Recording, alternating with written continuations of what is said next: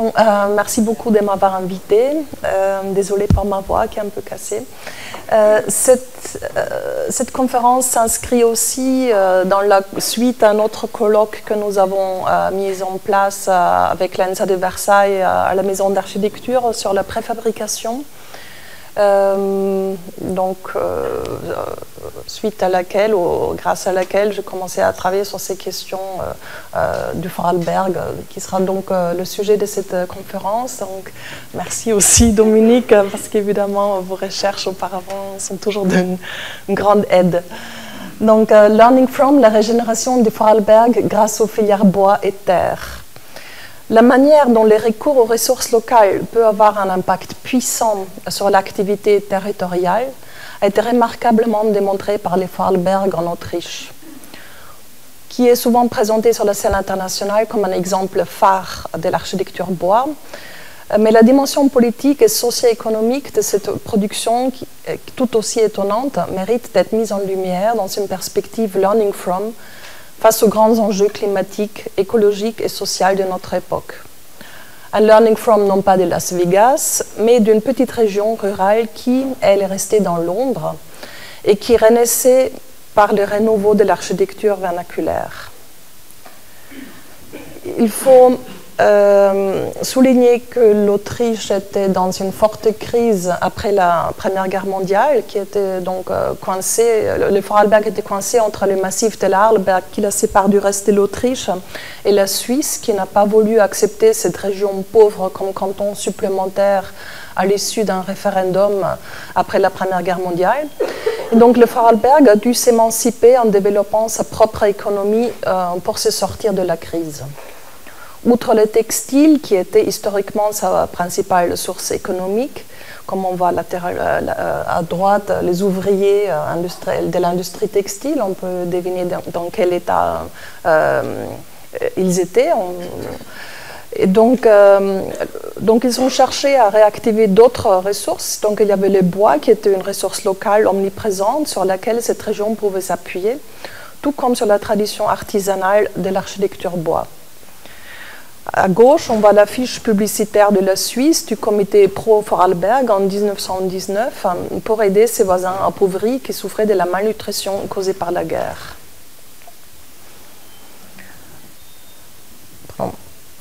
Donc, dès l'entre-deux-guerres, une première génération d'architectes novateurs a commencé à réinterpréter l'architecture bois traditionnelle en développant un nouveau langage formel. Comme ici, on voit des formes courbes et des toits plats à monopente et souvent de construction en bois. Donc, c'était une sorte de quête de modernité, mais en renouant avec les formes, en tout cas avec des dimensions constructives traditionnelles. Cette dynamique très innovante a été encore accélérée après la Seconde Guerre mondiale, qui fut donc intensifiée par de nouvelles expérimentations en termes de programmes, de nouveaux procédés technologiques et aussi de langage architectural. Donc, dans les années 60, une nouvelle génération d'architectes, dont certains étaient autodidactes ou issus du secteur de la construction bois, des charpentiers, se sont intéressés à la matérialité de l'architecture vernaculaire, ainsi qu'aux nouveaux modes de constructifs et aussi aux nouvelles expressions architecturales. Ils se sont appelés les Baukünstler, les artistes de la construction, parce qu'ils n'étaient pas dans l'ordre des architectes. Ils défiaient la tradition, les règles de construction locales, qui, à leurs yeux, étaient beaucoup trop conservatrices, mais aussi les maîtres charpentiers pour bâtir de curieuses granges habitables qui s'est transformée en boîtes largement vitrées. Cette architecture innovatrice, qui était donc en rupture avec les formes traditionnelles, pour pousser plus loin cette architecture, il a fallu convaincre les gens et aussi éduquer surtout la jeune génération. Donc, ils ont entrepris des discussions avec des enseignants et des élèves, donc parle Dominique très bien dans son livre. Ils ont organisé des débats publics à la télévision, des expositions, des publications. Donc, ils ont entrepris une véritable campagne culturelle Et ils ont quelque part gagné la guerre, la bataille, parce que les toits plats furent autorisés. La population a fini par accepter les nouvelles constructions, les nouvelles formes. Et depuis, ces architectures forment un nouveau paysage culturel et identitaire. L'architecte transcende ainsi son rôle traditionnel. Il devient à la fois artisan et citoyen militant pour une cause. Ils ont notamment lutté de ne pas construire seulement des maisons individuelles, comme on a vu sur l'image précédente, mais aussi pour un habitat plus compact, plus collectif, contre le mitage du territoire. Friedrich Achleitner était très présent dans cette lutte-là. Et là, on voit un projet de Hans Purin qui a conçu pour des jeunes familles un ensemble de maisons en bande, qui consiste d'une trame de murs en bloc de béton et complétée par une construction légère en bois, de façade, le mur et les planchers, qui pouvaient être fabriqués par les habitants eux-mêmes afin de diminuer les coûts de la construction. Donc un peu semblable comme à l'époque, après la Première Guerre mondiale, Adolf Loos avait développé la fameuse maison avec un mur qu'il avait breveté en 1921. Oui, aussi l'autoconstruction avait joué un rôle important. Ensuite est venue la deuxième génération des Baukünstler qui s'attaquaient à des échelles de plus en plus grandes, notamment à des logements collectifs, des écoles, des bureaux, des halls industriels, et souvent avec des techniques mixtes car les réglementations étaient encore trop restrictives pour l'utilisation des bois à grande échelle. Ainsi, les Vorarlberger Bauschule, donc l'école de construction du Vorarlberg, ils se sont nommés ainsi en rupture exprès avec les écoles d'architecture établies, parce qu'eux, ils n'étaient pas une école d'architecture, mais ils avaient fait école quand même. Ils ont ouvert de nouveaux horizons sur un plan esthétique, constructif, écologique, économique, social, culturel et politique. Ils ont continué à développer la filière bois en étroite collaboration avec les entreprises, et ça, je pense que c'est extrêmement intéressant. Ils ont réactualisé l'architecture en fonction des possibilités qu'offrent de nouvelles technologies, notamment la préfabrication et la robotique. Certains parmi eux, ils ont vite atteint une réputation internationale. On connaît tous le bureau Baumschlager-Eberle qui a plusieurs sièges en Europe, Dietrich Untertrefal qui est maintenant à Paris, Munich, Suisse, Autriche, Oskar Leo Kaufmann, sont tous devenus des agences internationales de grande renommée. Un bon exemple d'innovation technique et esthétique est l'entreprise familiale de charpente et de menuiserie Kaufmann Zimmerei Architekt, qui travaille souvent avec des architectes de la même famille. Là, donc on va développer un peu leur production parce que ici les tables rondes sont toujours aussi avec des entreprises, des artisans, donc ça me semble important de regarder un exemple type comment on peut donc créer quelque chose en étant une entreprise. Donc Kaufmann Zimmerei, ils ont par exemple là développé un projet totalement préfabriqué et parfaitement démontable avec une ossature bois et des panneaux de façade en bois en 1997 pour l'exposition artisanale de Bezau. Ensuite, avec l'arrivée de la robotique vers le milieu-fin des années 90, ils ont commencé à préfabriquer des grands éléments, de murs, de planchers, de pans de toit, sur mesure, avec des programmes informatiques qui pilotent les machines de découpage, de fraisage et d'assemblage. Ils ont fait une préfabrication des cadres légers, stabilisés par des panneaux bois, des lamellés collés, qui ont été certifiés en 1999, avec des pans de murs et l'isolation intégrée avec laine de bois ou laine de mouton, et découpés où les découpes des portes et des fenêtres étaient déjà préfabriquées en atelier. Ensuite, ils ont fabriqué des modules préfabriqués produits clés en main en atelier, livrés sur place et empilés, comme ici l'extension de l'hôtel Poste, où 10 modules préfabriqués produits clés en main ont été fabriqués en atelier, et la livraison et le montage a duré seulement 5 semaines. C'est encore aujourd'hui une des rares entreprises qui arrive à être moins chère en préfabrication d'éléments tout finis que par partie. Donc, ils sont tout à fait, encore aujourd'hui, très connu sur le marché pour la préfabrication d'éléments.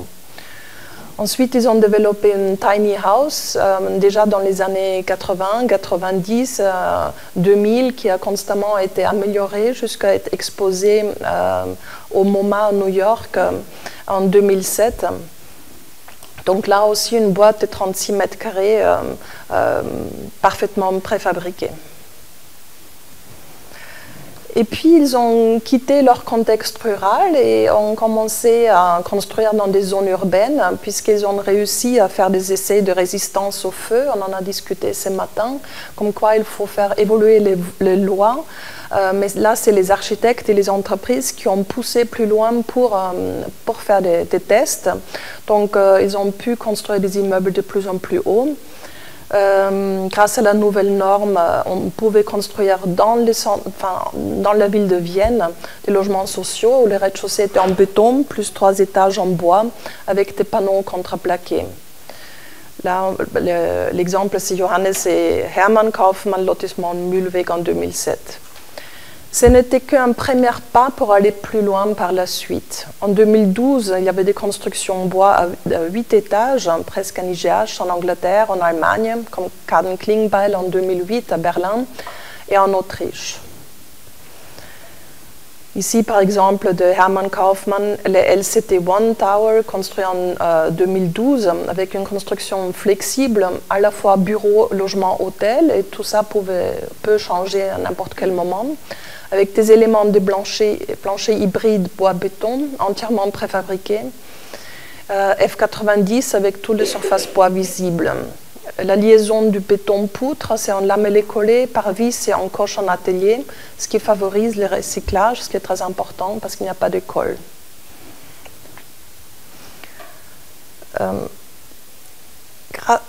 Grâce au haut degré de préfabrication, le processus de construction se simplifie considérablement, témoigne Hermann Kaufmann. Donc là, on peut voir un IGH de 24 étages en préfabrication bois avec des surfaces bois complètement visibles. Ça, c'est à Vienne, donc une tour faite par Rüdiger Leiner Partner, en bois IPCA et en CLT, donc bois lamellé-collé pour la construction bois hybride. Donc, au cours des 15 dernières années, on a beaucoup réfléchi aux sources d'énergie alternatives. Je pense que les 15 prochaines années seront consacrées à la recherche de ressources alternatives qui nous aideront à maintenir l'habitabilité de notre monde. C'est donc Hermann Kaufmann qui dit ça. On en a discuté déjà ce matin aussi, donc qu'aujourd'hui il faut réfléchir aux ressources, mais pas seulement aux ressources, mais aussi aux matériaux de construction, au transport, au recyclage, et aussi au mode de l'urbanisation, comme les Baukünstler à l'époque. Et puis, après les bois, les architectes de Vorarlberg ont commencé à s'intéresser à la terre crue, et notamment la terre crue préfabriquée après quelques premiers essais. Face à l'urgence climatique et la réduction des émissions de gaz à effet de serre, les matériaux terre devient l'une des sources d'espoir pour la décarbonation. Afin de se familiariser avec les différentes techniques, les architectes s'intéressent davantage aux zones géographiques où la construction en terre crue est pratiquée afin d'observer les savoir-faire qu'ils cherchent à importer. Une autre sorte de learning from. Donc, de retour d'Afrique, le céramiste Martin Rauch commence à expérimenter la construction en terre crue dans le Vorarlberg, qui était donc une technique tout à fait traditionnelle. On l'a vu sur les cartes de Christelle ce matin, mais une technique qui a été oubliée depuis un siècle à peu près. Donc en 2008, il a construit avec l'architecte Roger Boltzhauser sa propre maison en Pisé, dans sa ville natale Schlienz, de manière manuelle, avec des modes constructifs quasiment ancestraux, donc à la main, tout en créant une architecture dûment contemporaine, avec une mise en œuvre exigeante et totalement ancrée dans son contexte culturel local. Et une fois de plus, la préfabrication va jouer un rôle important pour aller plus loin. Martin Rauch a créé l'usine Lehmton Erde GmbH où il préfabrique des murs en pisé à l'abri des intempéries qui sont particulièrement néfastes pour une construction en terre, avec des outils techniques qui facilitent les façonnages. Donc à gauche, on voit comme les machines remplissent les coffrages et compactent la terre. Un système de grues suspendues transporte ensuite les éléments qui pèsent jusqu'à 12 tonnes vers les lieux de stockage et de séchage naturels. Donc là, par exemple, cette hall-là, c'est pour le Ricola Kräuterzentrum en Suisse, à Laufen, conçu par Herzog de Marum. Ok. Les murs préfabriqués, qui sont donc utilisables à l'extérieur ou à l'intérieur, ont donc une résistance beaucoup plus élevée et l'avantage aussi de pouvoir avoir des dimensions beaucoup plus importantes. Rauch ne transporte pas les murs préfabriqués parce que c'est trop lourd, ça serait un gâchis en CO2, mais en très peu de fois les machines avec tous les éléments nécessaires pour la construction d'une usine foraine légère. En proximité des chantiers, il installe donc des halls démontables et préfabrique des murs en terre quasiment in situ à l'aide de machines modernes pour soulager la main-d'œuvre. L'argile est généralement extraite dans les environs d'une matière, parce que c'est une matière très répandue. Pour les Ricola Kräuterzentrum, dans le Jura suisse, l'argile venait d'un rayon de 8 km, disait-il lors d'une conférence à la Cité de l'Architecture. Et Martin Rauch, il fabrique puis aussi des panneaux en pisé avec une couche d'isolation intégrée au cœur du mur. Donc avec la face intérieure du mur, dans cette face intérieure qu'on voit ici, là, sont intégrés même un système de chauffage et de refroidissement géothermique sous forme de serpentin. Et des surfaces intérieures et extérieures peuvent être recouvertes d'un enduit d'argile. Comme ici, on voit une construction avec des éléments comme ça pour le Alnatura Campus à Darmstadt. Et Martin Rauch constate qu'on pourrait construire des villes entières avec ces modes constructifs. On saurait comment faire. Mais ce qui manque, ce qu'on a dit déjà ce matin, ce sont les entreprises qui savent réaliser et en grande quantité ce type d'édifices, ainsi que l'évolution des lois en vigueur, comme c'était le cas pour la construction bois. Donc un learning from Vorarlberg sur les plans esthétiques, techniques, opérationnels et juridiques pourrait inciter à développer plus largement des filières biosourcées au vu du changement climatique.